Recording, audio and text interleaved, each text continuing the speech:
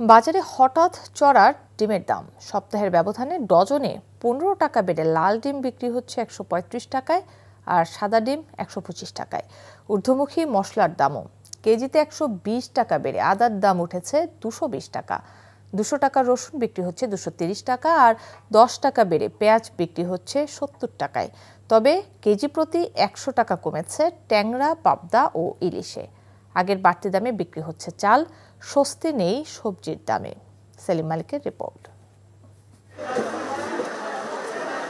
বাজারে ডিমের সরবরাহে ঘাটতি নেই।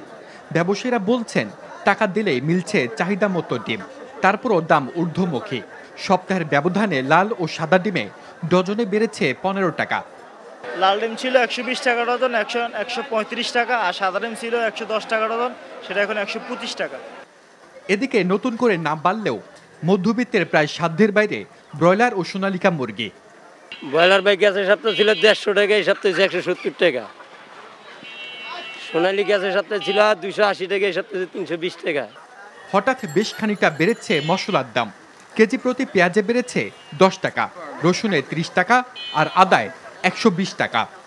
গ্যাসের সপ্তাহে পেঁয়াজ ছিল 60, এই সপ্তাহে 70, আদা ছিল 120-40, এই সপ্তাহে আদা 200-220। আর পেঁয়াজের দাম একটু বাড়ছে, রসুনের দাম একটু বাড়ছে। গ্যাসের সপ্তাহে ছিল 110, এই সপ্তাহে 140। দাম বাড়তির দিকে প্রায় সব ধরনের সবজির।